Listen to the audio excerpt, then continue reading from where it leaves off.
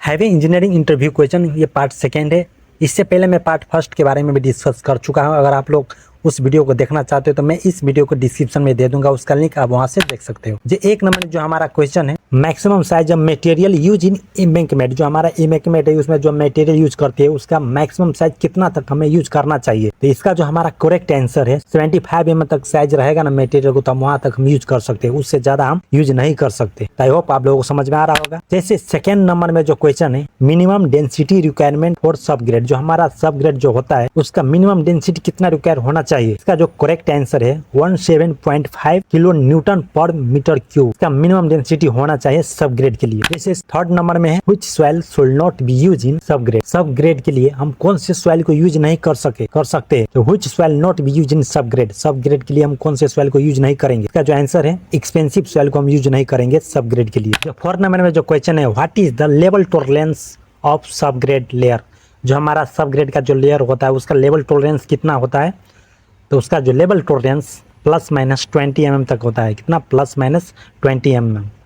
What is the level tolerance of सब grade layer, जो सब ग्रेड का लेयर होता है उसका लेवल टॉलरेंस जो होता है ±20 mm तक होता है। आई होप आप लोगों को समझ में आ रहा होगा। अगर आप लोग अभी तक मेरे चैनल पर नए हो तो प्लीज़ मेरे चैनल को सब्सक्राइब कर लो और बेल आइकन को प्रेस कर देना, क्योंकि मैं ऐसा ही सिविल इंजीनियरिंग रिलेटेड वीडियो लेके आता रहता हूँ। जो 5 नंबर में जो क्वेश्चन है, which section of मोर्थ is applicable for earthwork erosion and control and drainage, जो हमारा मोर्थ का कौन से सेक्शन को हम यूज करते हैं अर्थवर्क इरोजन को कंट्रोल करने के लिए या ड्रेनेज को। तो इसका जो हमारा करेक्ट आंसर है सेक्शन 300 को हम लोग यूज करते हैं earthwork erosion control and drainage के लिए। जो 6 नंबर में जो क्वेश्चन है, the most common method use for the removal of air voids in soil is, हमारा जो सॉइल में एयर एंड वॉइड्स होता है उसको रिमूव करने के लिए हम कौन से कॉमन मेथड को यूज करते हैं। तो इसका जो करेक्ट आंसर है कॉम्पैक्शन को हम यूज करते हैं removal of air voids.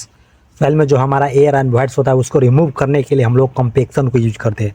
I hope आप लोगों को समझ में आ रहा होगा। अगर आप लोग अभी तक मेरे चैनल पर नए हो तो प्लीज़ मेरे चैनल को सब्सक्राइब कर लो और बेल आइकन को प्रेस कर देना है, क्योंकि मैं ऐसा ही सिविल इंजीनियर रिलेटेड वीडियो लेके आता रहता हूँ। 7 नंबर में जो क्वेश्चन है, maximum size of material for सब ग्रेड कंस्ट्रक्शन, सपोज हमें सब ग्रेड का कंस्ट्रक्शन करना है तो उसमें जो हम मटेरियल यूज करेंगे तो उसका मैक्सिमम साइज कितना तक हम होगा तो हम यूज कर सकते हैं। इसका जो करेक्ट आंसर है 50 mm तक अगर होगा मटेरियल का साइज तो वहां तक हम यूज कर सकते हैं। अगर 50 mm से ज्यादा मटेरियल का साइज रहेगा तो हम वहाँ सब ग्रेड में हम उस मटेरियल को यूज नहीं कर सकते। 8 नंबर में जो क्वेश्चन है, what is the zebra crossing, the portion of carriageway use for the crossing of pedestrian crossing is known as zebra crossing. Zebra crossing क्या होता है? पैदल यात्री क्रॉसिंग को पार करने के लिए यूज किए जाने वाले कैरिज वे के हिस्से को जेब्रा क्रॉसिंग कहा जाता है। जैसे जेब्रा क्रॉसिंग का जो पेंट किया जाता है वो व्हाइट एंड ब्लैक कलर को किया जाता है। सिंपल भाषा में बोला जाए, सपोज एक रोड है, रोड के एक साइड से हमें दूसरे साइड में जाना है, रोड के उस तरफ हमें जाना है। जो पैदल यात्री के लिए क्रॉसिंग के लिए जो बनाया जाता है वो व्हाइट पट्टी दिया जाता है कैरिज वे के ऊपर, या ब्लैक कलर का पट्टी दिया जाता है, उसी को हम लोग जेब्रा क्रॉसिंग बोलते हैं।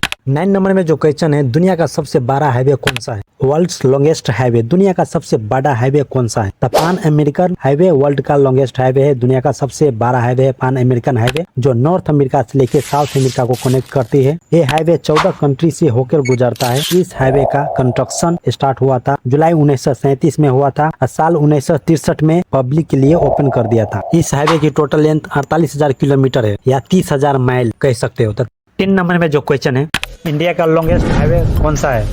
NH-44 इंडिया का सबसे बड़ा हाईवे है, जो श्रीनगर से लेकर कन्याकुमारी तक जाता है। इस हाईवे की टोटल लेंथ 4,112 किलोमीटर तक है। 11 नंबर में जो क्वेश्चन है, what is the light vehicular underpass, light vehicular underpass क्या है? A great separated structure which is provided for crossing of light vehicles like cycle, car, bikes under the project highway is called light vehicular underpass.